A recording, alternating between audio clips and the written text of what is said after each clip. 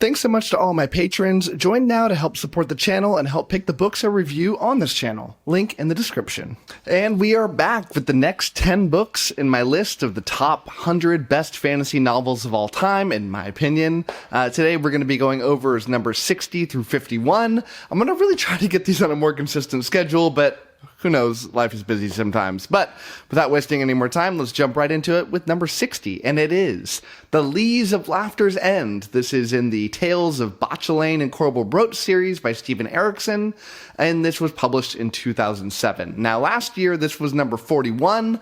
It's dropped a good handful of spots, not because I dislike this book anymore, but any less. Any less?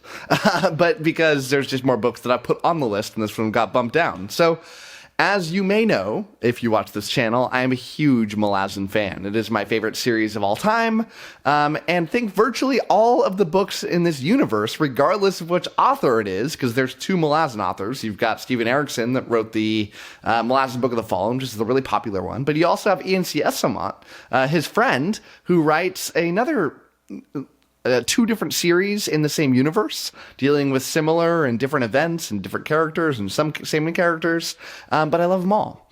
But I think they're honestly all like top tier books. However, reading the first book in this series, the 𝐒𝐿𝐴𝐻𝐿 and 𝗿𝐿 series, I was extremely disappointed.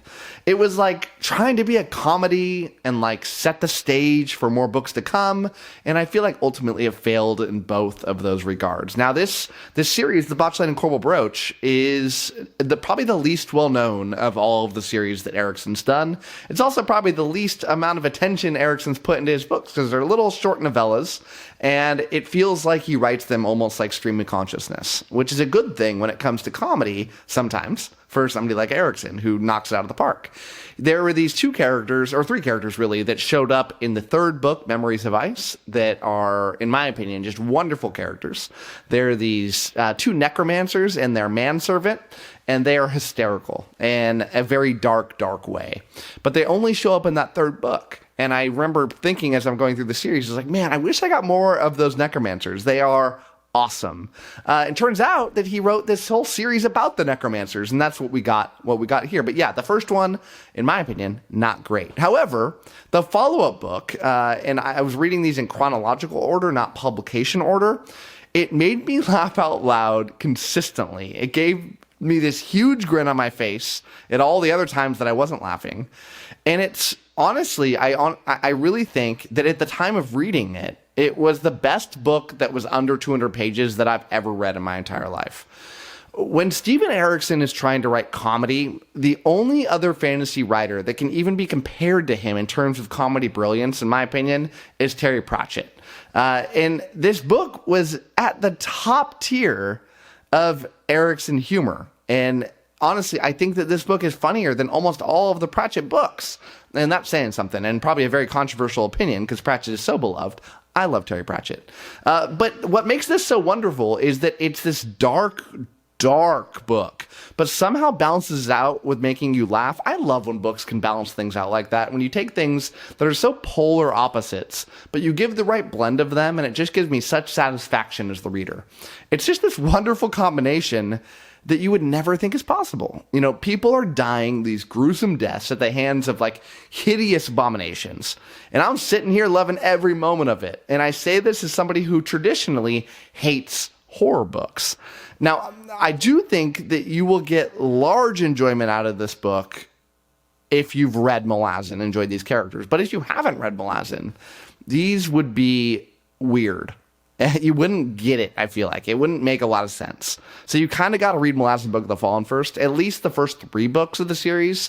But if you have, and you thought the characters of 𝐒𝐿 and 𝗿𝐿 were at least a little bit funny, this book will probably leave you in stitches. So let's move on now to number 59, and this is Jade Legacy. This is the 3rd book in the Greenbone Saga series by Fonda Lee. It was published in 2021, and it is newly on this list this year.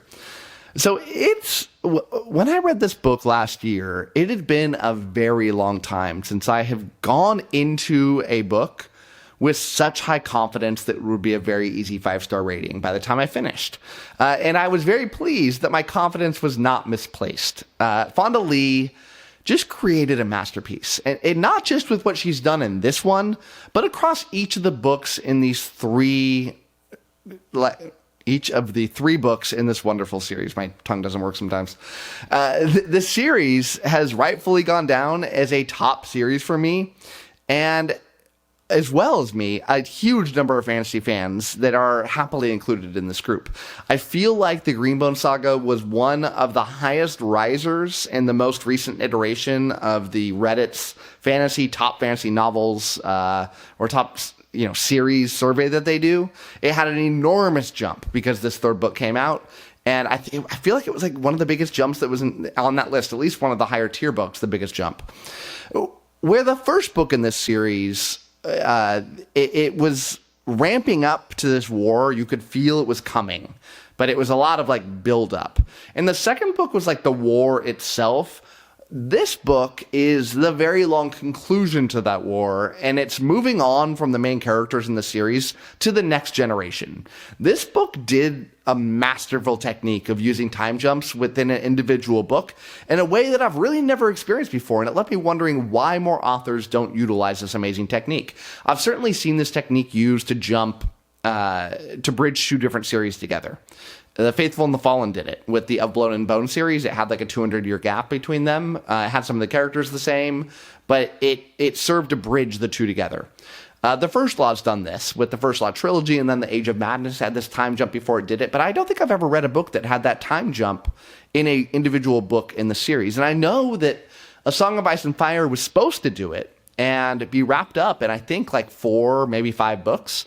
But George R. R. Martin decided to abandon the idea of doing a time jump and just added more books to fill it in. And I feel like it was probably a detriment. I don't think it's a controversial opinion to say maybe he should have done the time jump. Maybe he actually would have finished up this series and not ended up in the endless wait period that we are in this one. And yeah, it's wonderful. And I love it when authors pull this off. This book itself covered nearly 3 decades of time, and it did so in a very smooth fashion that not only allowed the story to feel more real, but allowed us to explore the depth of the characters from the next generation. I wasn't overly thrilled with how the very, very end of this book went and how the whole story wrapped up, but don't get me wrong, I liked the very ending of this, but I was not in love with it. But that doesn't change my overall thoughts of this book and this series, because I think the character work, the overall story, the writing quality, all of these things combine to make a top-notch fantasy book and a top-notch fantasy series. So, number 58 is The Howling Dark, and this is the second book in the Sun Eater series by Christopher Ruocchio. This was published in 2019, and this is newly on the list. And yeah, this is awesome. I've fallen so madly in love with this author and the way that he writes this series, The Sun Eater. The Sun Eater, very briefly, is the series that sets up the first story in the way of kind of like the Kingkiller Chronicle does, where it tells the story as somebody that is older and going back and talking about their life.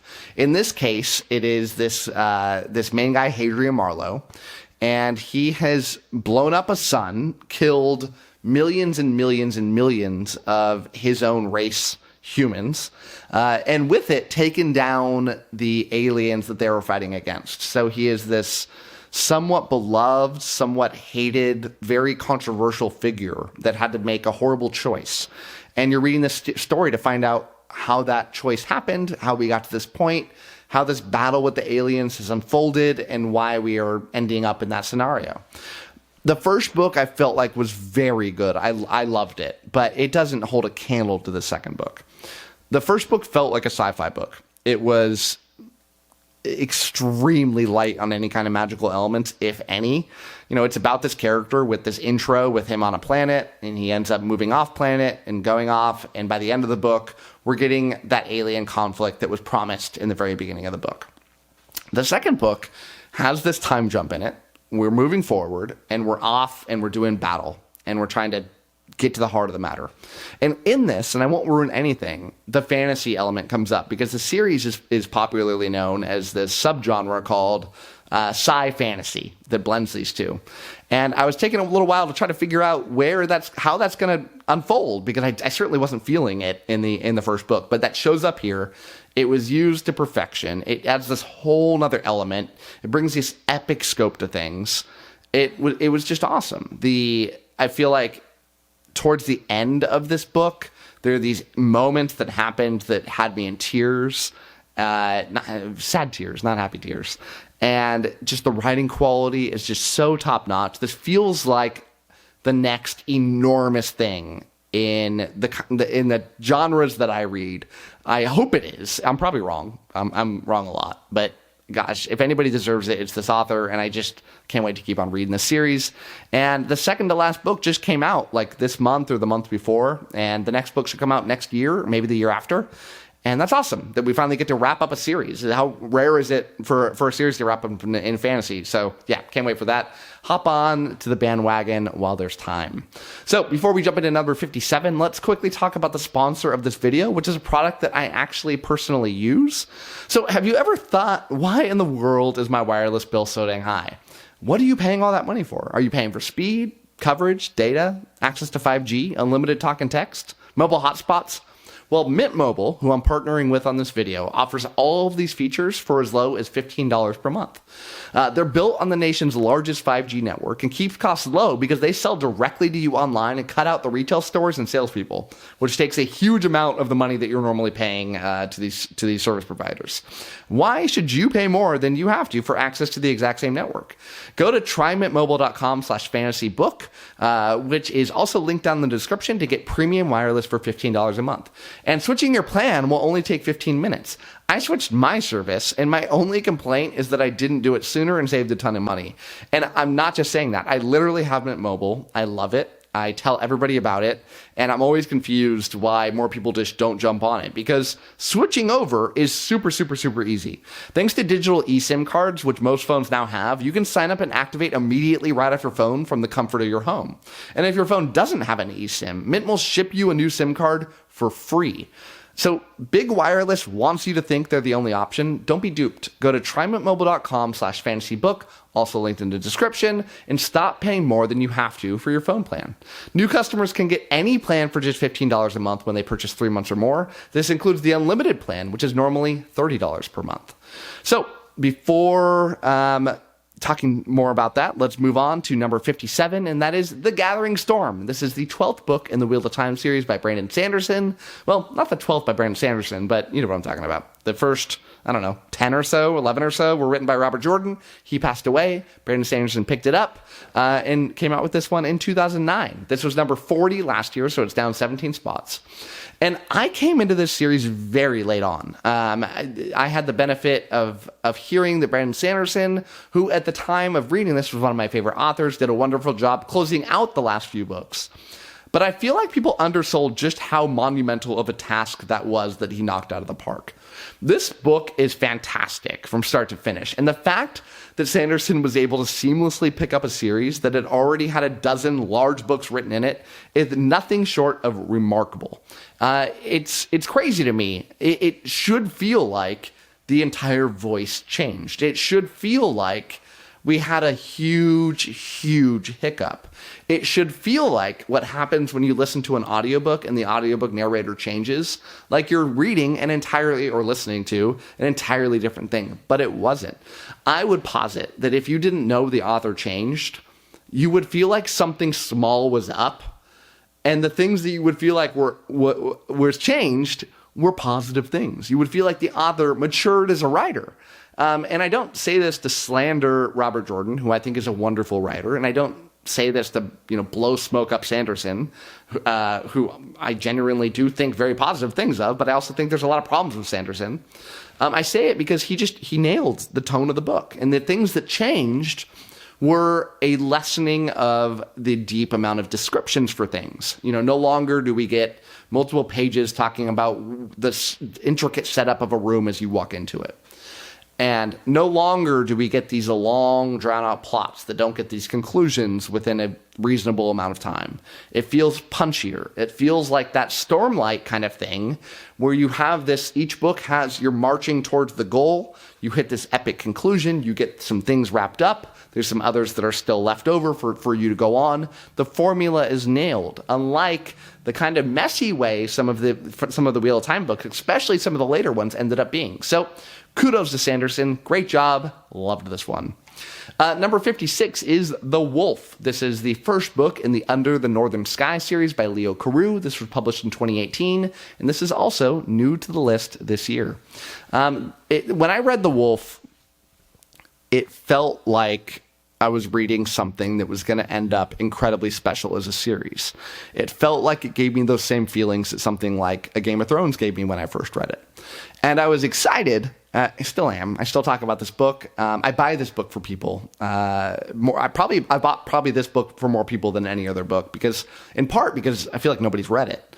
But I came across it because it won one of the Patreon raffle wheels. I do on Patreon. If you're a member, you can put a book on this raffle, and I spin it at the end of the month, and whatever it lands on, I have to read and review it. And sometimes I get a stinker, like a Sarah J. Maas book, and sometimes I end up with one that I've never heard before, like this one. It ends up being just downright incredible.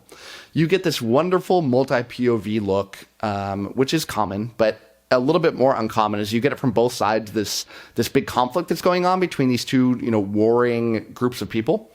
And I love it when books give you that side. I love it when it doesn't try to portray things as good and evil, that you can really see things for the mix of gray that almost all of life is.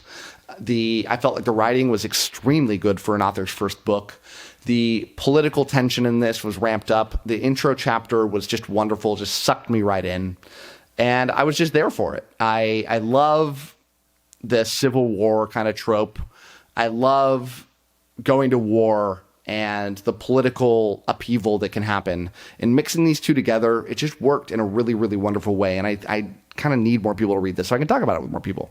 So moving on to number 55, and it is A Little Hatred. This is the first book in the Age of Madness series by Joe Abercrombie, which is the second trilogy in the First Law universe. This was published in 2019, and it was number 39 last year. I just recently reread A Little Hatred, and I think, so I had finalized this list a couple months ago, and I'm not adding anything to it. I'm not changing anything, because once I do that, it'll mess up everything, right? And I think even after rereading this one, I think this is a fair score. I might have it a little bit different, maybe a teeny tiny bit higher. Higher as in better. Not higher as like a higher number, but not much. It would be in the 50s.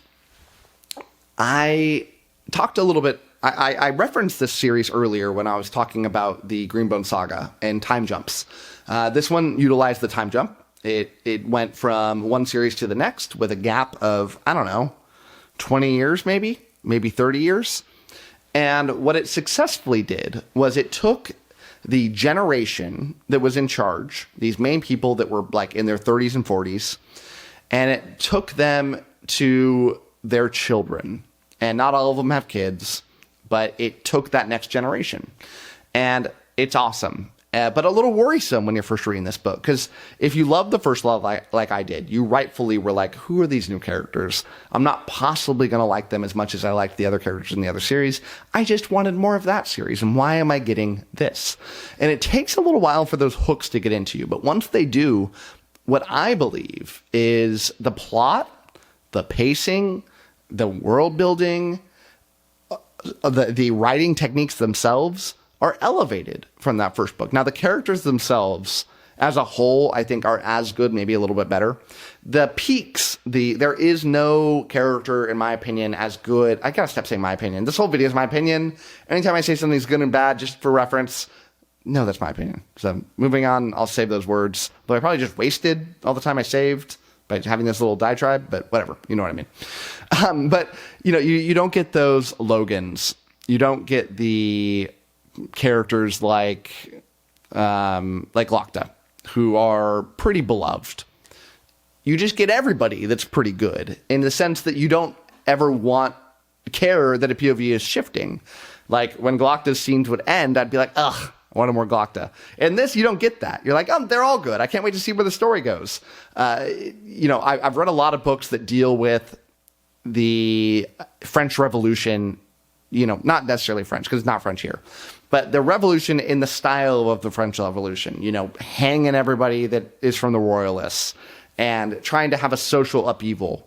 And it was just masterfully done here. I love mixing that part of history with one of my favorite genres, with the masterful writing that 𝗏𝗏 has done, the amazing audiobooks. These are the greatest of the greatest audiobooks that you're ever going to listen to.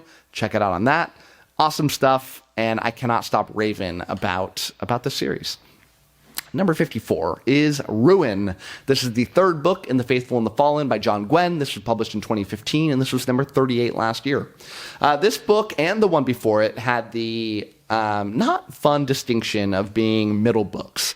Middle books are very difficult to write, and it's hard to write them because you don't get that padding at the beginning where you're setting up the story and just getting thoughts on paper. It's probably one of the easiest parts of a book to write because you don't have a lot of plot coming together yet. It's just life, right? And making you care about the characters. The third book, you get to wrap things up. Everything finally comes together. You get to tie a little bow on things. But the second book, you don't get to have that beginning. You don't get to wrap things up. And you get that middle book syndrome, which is a very real thing. I did not make up that term. It's a thing. But The Faithful and the Fallen books, they get better and better every time. Each of the books is better than the one preceding it. And I can't quite tell if it's because the pedal slowly hits the gas as the series goes along. By the end of the first book, it's going. And by the end of the second book, we're going even harder. And it just keeps pressing a little bit harder. And the breakneck speed of these is just something I thoroughly enjoy as a reader. Not always, but in certain books, every now and then, it works. You're in that mood for it. You don't get enough of it over a while. You get these slow books, and you're like, man, I could just use something that just goes for it, right? That AAA, huge, blow-up, blockbuster type of movie, and that's what this is. And it's just awesome. So I can't tell if that's the reason, and it's probably both, and maybe more reasons. Is it because John Gwynne just got better as a writer? John Gwynne's first book he ever wrote was the first book to this series. This is the third book in the series. It's the third book that John Gwynne ever wrote.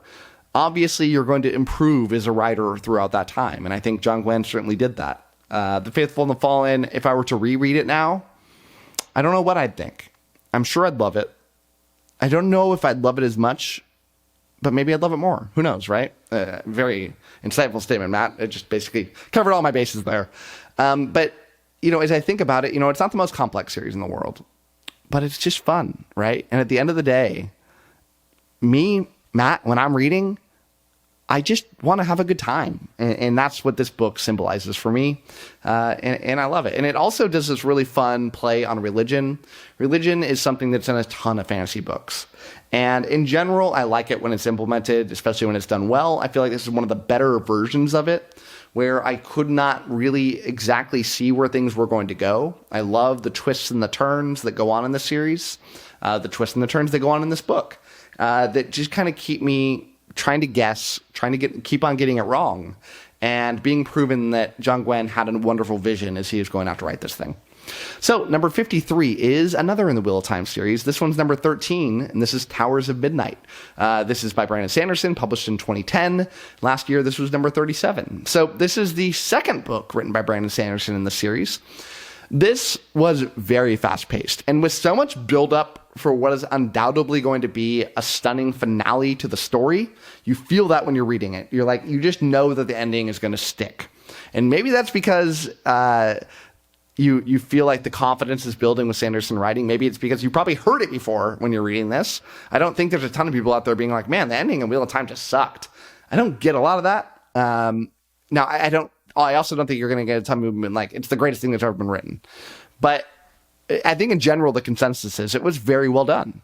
And it just makes the final moments in this book, as we're finally wrapping things up, all the better.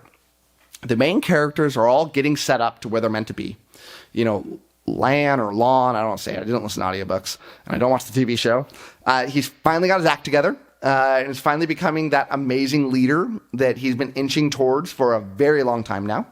And a very major surprise that isn't much of a surprise if you're a fan of fantasy books, has finally been revealed. It was not a surprise to me, but it was nice to finally get that monkey off the back. And I'm like, okay, thank you. We can move on. And even though this surprise is not surprising, it is great to finally get out there, and it makes it better I think it's better that event happened for the series as a whole, even though it was not a shock. And maybe putting it in there made more authors do this kind of thing. So then that's why I didn't really, maybe if you read this for the first time, it would have been a shock. But, I had read a lot of books before this, and it was not. The second half of this book really explodes in an incredible way. And in true Sanderson form, it just had that classic Sanderlanche. Everything was building towards it. You finally got all these pieces knocking down. Robert Jordan had this tendency to spend his 800 plus pages in each book setting up a single incredible moment. And he did a very good job at it. But Sanderson has spent his time with this book setting them up so they hit like dominoes, one after another. And that's what I find Sanderson's greatest strength is as a writer, is he does set up those dominoes. And it's not one thing getting knocked down. It's a bunch.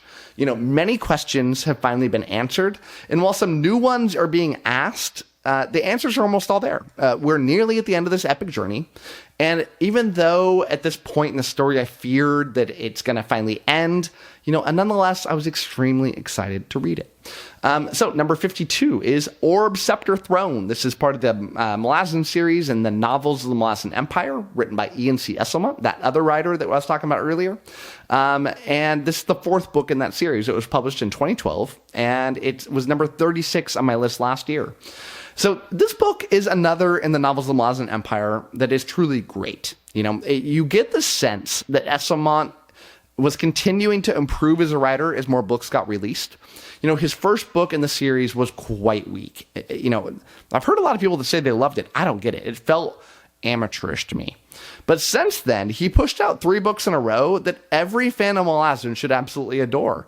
Now, I know they don't. One of my favorite books, it's going to show up higher on this list, was written by Esselmont, and I've heard people trash on it. So it probably says something about my opinion not being a great one sometimes. But I just love this thing. The book takes us back to the city of Jdrujistan, which the reader has not experienced since Eriksson's books. So far in the series, Esselmont has explored areas that have not had much screen time in the Malazan universe. This one goes to somewhere we are intimately familiar with. We've had several books that have taken place in this city before, and this is a very difficult task as a writer. And I talked about this earlier when I talked about Sanderson and Robert Jordan. But, as virtually every character that he's writing about has already been written by a different author, picking it up and running with it is a difficult task. Just keeping up the consistency is difficult. But the plot and the pacing and the characters in this book are wonderful. They feel like they're written by Eriksson. That's a good thing. I love the fact that he covered the Segula in more detail. And if you've read the series, you know who the Segula are. They are captivating to me. Everything about their culture is just awesome. This awesome warrior caste that has these wonderful things that make them so unique. Don't want to go into detail because I'd feel like it would ruin things, but they're one of the coolest fantasy characters ever written about. Eriksson just slightly touched on them, but Esselmont has a whole side plot about them, which is just... The one negative that I would say about this is that I don't feel like he nailed every character in this in the way that Eriksson did. In particular, the way that Esselmont portrayed 𝗂𝗂.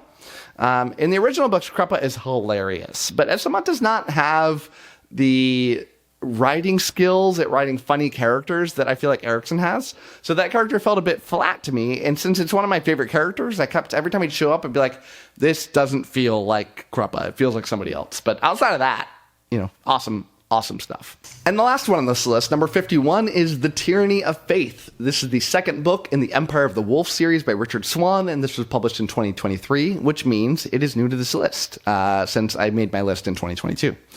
The first book in this, The Justice of Kings, was a book that was on my TBR for a while. It was one of those darlings of YouTube that comes out every now and then that might not be the most popular book in the world in the worldwide sales category, but it just is beloved by the booktube community on YouTube. And so I kept hearing about it, and I was like, my TBR is too long, I'll get to it eventually. And when I read it, I was like, why did I take so long?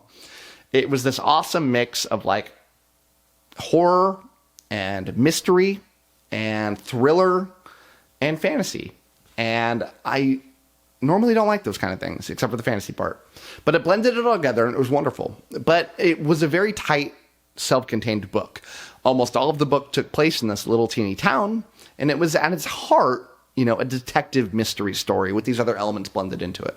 But as the first book ended, it, you know, was teasing and made this promise to the reader that we would be dealing with major, major political events and huge, you know, the end of the world type stuff, and or the end of an empire type stuff, or the takeover of an empire and totally changing the makeup of it, and evil getting perpetrated in it. And this evil character that was built up at the beginning of the first book is finally reared its ugly head, and now you know it's going to be here in the second book. And the second book took that and just ran with it. So it took everything I loved about the first one and injected things that I already love and love more than I liked the first book. You know, it brought this epic fantasy feel to it. It broadened everything out, and it made things feel more impactful. And while I did not love the third book does not show up on this list, nor would it show up on my top 200 books. I was severely disappointed in it. But that doesn't take away anything from the series, and I think probably I'm in the strong minority of people that felt that about the third one. I feel like if you like these first two, you're probably going to love the third one. I had, you know, picky things about it, but, you know, everybody's got different tastes, right? So don't let my thoughts about the third book dissuade you from this series. And even if you love the first two like me and didn't like the third one, the series is still enjoyable. And overall, I thoroughly enjoyed my experience. And then someday I probably will go back and read them all again. And maybe I'll find something new out of the third book that I didn't find before. So yeah, that's number 51. So that wraps up my list for today. Hopefully I get another list out next week, but more realistically, probably the week after that. Life's busy, y'all. I'm doing my best here. But thank you so much for watching this. And as always, happy reading to you. Thanks again to all of my patrons, with a special shout out to my Ascendant tier and Librarian tier patrons: Anna G, CJ, Doust, Darren, Gil, Gregory, JD, Jonathan, Nathan T, Nev's Book Channel, 𝗟𝗶𝗸, Ron Reich, Russell, Ryan L, Sydney Baker, Tay C, Tahir, Tommy, Zion, Anna, Andra, Blair, Brock, Evan, Joe UK, Kat Mick, Michael Sugarman, Philippe, Sky, and Wacky. Thanks for sticking to the end of this video, and if you want to watch some more content from my channel, click over here and I've got some good videos for you. Thanks so much.